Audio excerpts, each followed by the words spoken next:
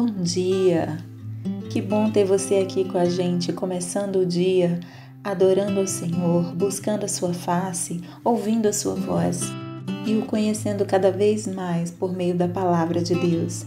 Você está sendo pouco a pouco transformado e tendo a sua mente renovada para que você experimente a boa, perfeita e agradável vontade de Deus.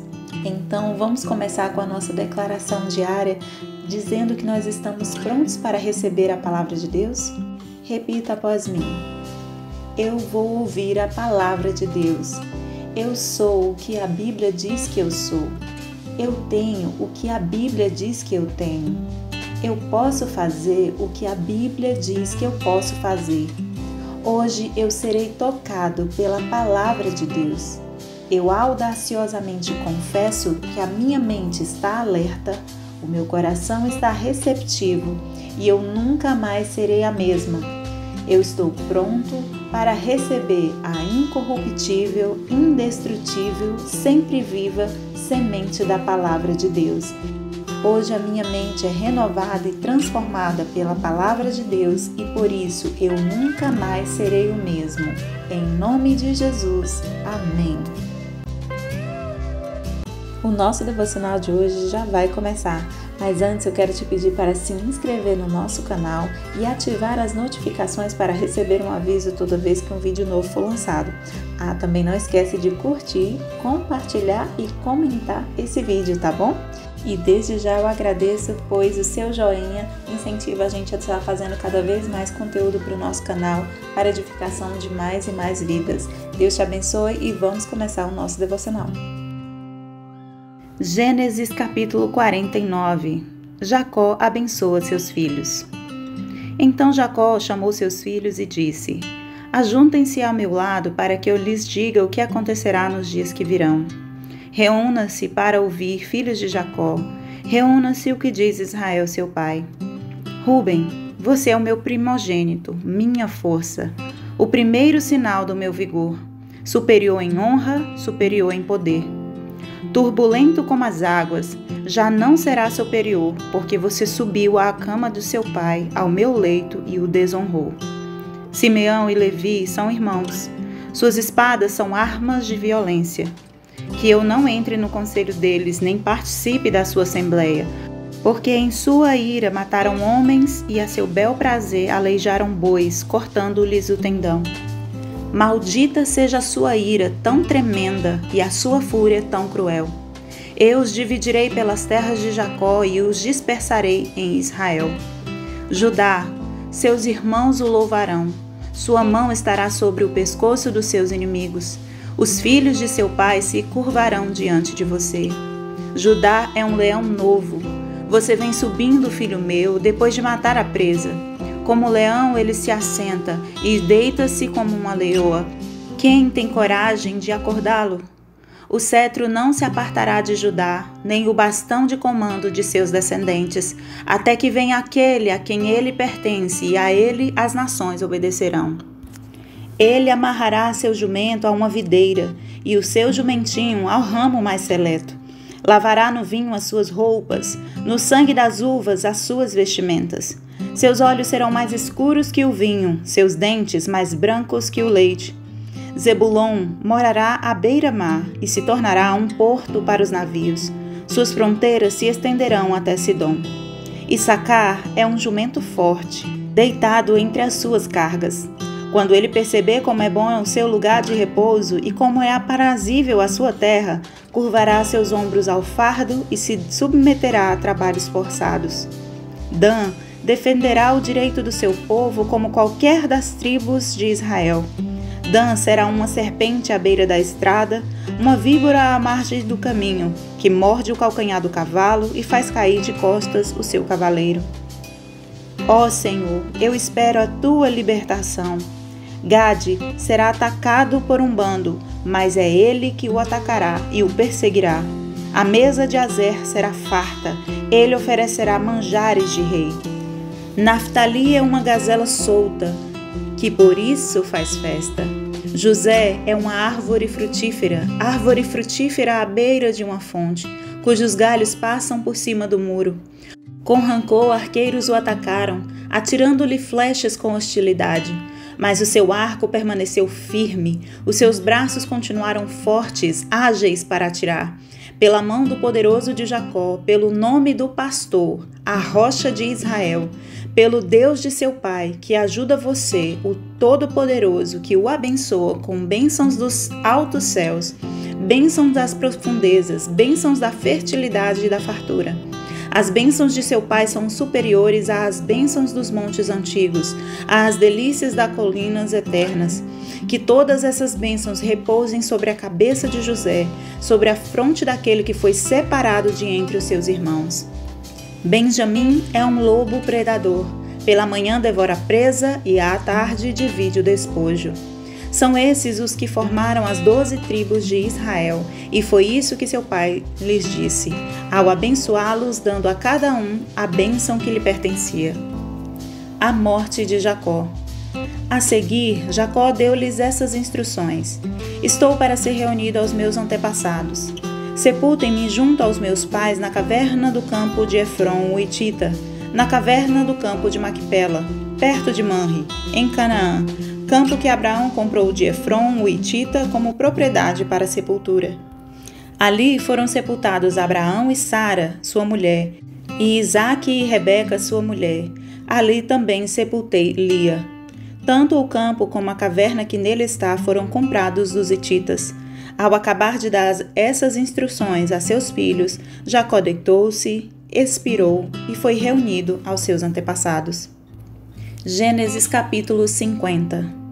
José atirou-se sobre seu pai, chorou sobre ele e o beijou. Em seguida deu ordens aos médicos que estavam a seu serviço que embalsamassem seu pai Israel, e eles o embalsamaram. Levaram 40 dias completos, pois esse era o tempo para o embalsamento, e os egípcios choraram sua morte 70 dias. Passados os dias de luto, José disse à corte do faraó: Se posso contar com a bondade de vocês, falem com o faraó em meu favor. Digam-lhe que meu pai fez-me prestar-lhe o seguinte juramento: Estou à beira da morte, sepulte-me no túmulo que preparei para mim na terra de Canaã. Agora, pois, peçam-lhe que me permitam partir e sepultar meu pai. Logo depois voltarei. Respondeu o faraó: Vá e faça o sepultamento de seu pai, como este o fez jurar. Então José partiu para sepultar seu pai. Com ele foram todos os conselheiros do faraó, as autoridades da sua corte e todas as autoridades do Egito. E além deles, todos os da família de José, os seus irmãos e todos os da casa de seu pai. Somente as crianças, as ovelhas e os bois foram deixados em Gósen. Carruagens e cavaleiros também o acompanharam. A comitiva era imensa. Chegando à eira de Atade, perto do Jordão, levantaram-se em alta voz com grande amargura, e ali José guardou 7 dias de pranto pela morte do seu pai. Quando os cananeus que lá habitavam viram aquele pranto na eira de Atade, disseram: Os egípcios estão celebrando uma cerimônia de luto solene. Por essa razão, aquele lugar próximo ao Jordão foi chamado de Abel-Misraim. Assim fizeram os filhos de Jacó o que estes lhe haviam ordenado. Levaram-no à terra de Canaã e o sepultaram na caverna do campo de Macpela, perto de Manre, que com o campo Abraão tinha comprado de Efron, o Hitita, para que lhe servisse de propriedade para a sepultura. Depois de sepultar seu pai, José voltou ao Egito com seus irmãos e com todos os demais que o tinham acompanhado. A bondade de José. Vendo os irmãos de José que seu pai havia morrido, disseram: E se José tiver rancor contra nós e resolver retribuir todo o mal que lhe causamos? Então mandaram um recado a José, dizendo: Antes de morrer, teu pai nos ordenou que te disséssemos o seguinte: Peço-lhe que perdoe os erros e pecados de seus irmãos que o trataram com tanta maldade. Agora, pois, perdoa os pecados dos servos do Deus do teu pai. Quando recebeu o recado, José chorou. Depois vieram seus irmãos, prostraram-se diante dele e disseram: Aqui estamos, somos teus escravos. José, porém, lhes disse: Não tenham medo. Estaria eu no lugar de Deus? Vocês planejaram um mal contra mim, mas Deus o tornou em bem, para que hoje fosse preservada a vida de muitos. Por isso não tenham medo, eu sustentarei vocês e seus filhos. E assim os tranquilizou e lhes falou amavelmente. A morte de José. José permaneceu no Egito, com toda a família de seu pai. Viveu 110 anos e viu a terceira geração dos filhos de Efraim. Além disso, recebeu como seus os filhos de Maquir, filho de Manassés. Antes de morrer, José disse a seus irmãos: Estou à beira da morte, mas Deus certamente virá em auxílio de vocês e os tirará desta terra, levando-os para a terra que prometeu com juramento a Abraão, a Isaque e a Jacó. E José fez que os filhos de Israel lhes prestassem um juramento, dizendo-lhes: Quando Deus intervier em favor de vocês, levem os meus ossos daqui. Morreu José com a idade de 110 anos, e depois de embalsamado, foi colocado num sarcófago no Egito. Começa agora a leitura do livro de Êxodo. Êxodo capítulo 1. A opressão no Egito. São estes, pois, os nomes dos filhos de Israel que entraram com Jacó no Egito, cada um com a sua respectiva família: Ruben, Simeão, Levi e Judá, Issacar, Zebulon e Benjamim, Dan, Naftali, Gade e Azer. Ao todo, os descendentes de Jacó eram 70. José, porém, já estava no Egito. Ora, morreram José, todos os seus irmãos e toda aquela geração. Os israelitas, porém, eram férteis, proliferaram, tornaram-se numerosos e fortaleceram-se muito, tanto que encheram o país. Então subiu ao trono do Egito um novo rei, que nada sabia sobre José. Disse ele ao seu povo: Vejam, o povo israelita é agora numeroso e mais forte que nós. Temos que agir com astúcia, para que não se tornem ainda mais numerosos e, no caso de guerra, aliem-se aos nossos inimigos, lutem contra nós e fujam do país. Estabeleceram, pois, sobre eles chefes de trabalhos forçados para os oprimir com tarefas pesadas. E assim os israelitas construíram para o faraó as cidades celeiros de Pitom e Ramsés. Todavia, quanto mais eram oprimidos, mais numerosos se tornavam e mais se espalhavam.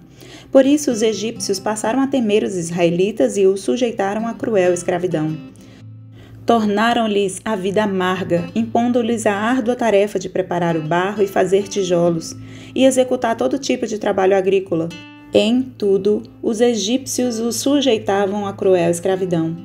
O rei do Egito ordenou às parteiras dos hebreus que se chamavam Sifrá e Puá: Quando vocês ajudarem as hebreias a dar à luz, verifiquem se é menino. Se for, matem-no. Se for menina, deixem-na viver. Todavia as parteiras temeram a Deus e não obedeceram às ordens do rei do Egito. Deixaram viver os meninos. Então o rei do Egito convocou as parteiras e lhes perguntou: Por que vocês fizeram isso? Por que deixaram viver os meninos? Responderam as parteiras ao faraó: As mulheres hebreias não são como as egípcias. São cheias de vigor e dão à luz antes de chegarem as parteiras. Deus foi bondoso com as parteiras, e o povo ia se tornando ainda mais numeroso, cada vez mais forte.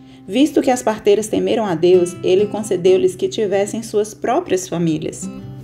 Por isso o faraó ordenou a todo o seu povo: Lancem ao Nilo todo menino recém-nascido, mas deixem viver as meninas. 17 de janeiro. E a palavra de hoje é: cumpriu-se. A história de José marca a transição da saída do povo de Israel da terra de Canaã, onde Deus havia prometido a Abraão que seus descendentes possuiriam. No entanto, por causa da fome que assolou todo o mundo nos tempos de José, era necessário que a família de Jacó fosse ao Egito, onde Deus já havia providenciado um escape da fome para o seu povo, como forma de preservar a vida não só deles, mas de todos os habitantes da terra. De certa forma, do ponto de vista de quem já sabia das promessas de Deus na vida do povo de Israel, parecia até um passo atrás em relação à terra prometida, visto que eles já habitavam em Canaã e, como já estavam lá e havia a bênção da multiplicação na sua descendência, fazia sentido que o povo permanecesse na terra para garantir o seu lugar e direito sobre a terra. No entanto, Deus não pensa como o homem pensa, pois seus planos e pensamentos são mais altos do que os nossos, e mesmo que não fizesse sentido naquele momento, não fora apenas a promessa de conquista da terra de Canaã que Abraão havia recebido de Deus. Recordando as promessas que Deus fez a Abraão, no capítulo 15, dos versos 13 e 14 de Gênesis, o Senhor disse a Abraão o seguinte: Sabe com toda a certeza que a tua posteridade será peregrina em terra alheia, e será reduzida à escravidão, e será afligida por 400 anos. Contudo, eu julgarei e castigarei a nação que a fizer sujeitar-se à escravidão. E depois de muitas aflições, teus descendentes sairão livres, levando muitas riquezas. A nação que subjugaria o povo de Israel à escravidão é justamente a terra que nos capítulos que nós lemos hoje a recebeu com honras por serem parte da família de José. E essa história começamos hoje ao ler o capítulo 1 do livro de Êxodo. Tudo o que aconteceu desde Abraão até Isaac, Jacó, tudo o que aconteceu com José e todos os israelitas até aqui, o Senhor já havia mostrado a Abraão muitos anos antes. E mesmo que ele não estivesse em carne e osso presenciando o cumprimento das promessas que o Senhor fez, a sua descendência estava vivenciando tudo aquilo.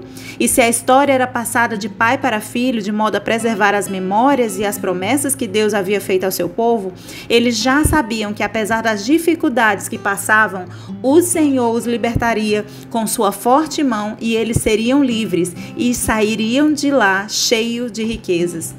Sabemos que toda a Escritura é divinamente inspirada e proveitosa para ensinar, para redarguir, para corrigir, para instruir em justiça, para que o homem de Deus seja perfeito e perfeitamente instruído em toda boa obra. É o que está escrito em 2 Timóteo 3, 16 e 17. E sabendo justamente disso, nós devemos ter em mente sempre que quando recebemos promessas e sonhos do Senhor, não importa como o desenrolar da história vai acontecer, só precisamos crer que no caminho o Senhor sabe o que é melhor para nós e que tudo o que Ele nos prometeu irá se cumprir exatamente como Ele disse que iria. Isso é uma verdade, um fato, uma certeza, pois conforme está escrito em Isaías 55:11, a palavra que sair da boca de Deus, ela não voltará vazia. Antes, ela fará tudo o que apraz o Senhor e prosperará naquilo que Ele a enviou para cumprir. Isso quer dizer que a palavra do Senhor ao nosso respeito, ela inevitavelmente vai se cumprir no tempo certo, na hora certa e sem falta. Por isso, mesmo que hoje você não entenda o porquê de algumas coisas que têm acontecido em sua vida, ou não está fazendo sentido para você que antes um lugar, uma pessoa ou algo que era visto por você como uma bênção, agora está lhe parecido como uma dificuldade, tristeza e até mesmo como maldição. Pode até não estar fazendo sentido agora, mas creia naquilo que o Senhor te falou. Creia na promessa que o Senhor te fez. Permaneça com a sua mente e os seus olhos fitos nas promessas e nos sonhos que o Senhor fez a você e a respeito do seu futuro. O Egito, a terra estranha, o povo estranho, as circunstâncias e os acontecimentos estranhos logo vão passar. E você vai sair dessa situação vitorioso, vitoriosa e com riquezas, pois a própria mão do Senhor te livrará e te levará para um lugar, um ambiente de paz, de alegria, junto com aqueles que serão seus irmãos e irmãs. Em harmonia viverão e terão o Senhor, seu Deus, como Pai amado. Chegará o dia então em que você viverá e por viver você dirá: está consumado, se cumpriu, eu vivo a promessa de Deus em minha vida, aleluia, amém? Posso orar por você? Senhor, meu Deus e meu Pai, neste momento agora eu te apresento, Senhor, esta pessoa que está ouvindo este devocional.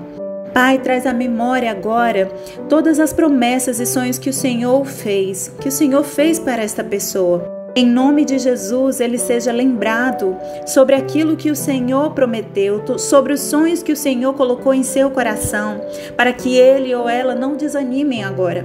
Pai, em nome de Jesus, que as circunstâncias agora que estejam passando, as circunstâncias difíceis, as humilhações, as palavras difíceis que ele tem passado, que ele tem ouvido, Pai, em nome de Jesus, mostra ao seu coração agora que tudo isso faz parte do processo para levá-lo à terra prometida que o Senhor prometeu a ele ou a ela.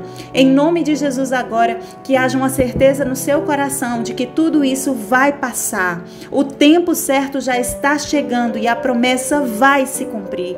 É inevitável que se cumpra a promessa que o Senhor fez ao teu filho e à tua filha. E que nesse momento agora, Senhor, eu peço que seja lembrado que seja revigorado, que seja agora reforçado os seus joelhos, a sua mente, o seu coração, na certeza de que vai se cumprir no tempo certo, na hora certa e não tarda. O Senhor já se apressa em cumprir as promessas de Deus na sua vida, em nome de Jesus. É o que eu te peço, Senhor, e já te agradeço nesse dia. Amém e amém. Amém, meu querido, amém, minha querida, que Deus te abençoe, que você tenha um dia abençoado, feliz na presença do Senhor e até o próximo devocional.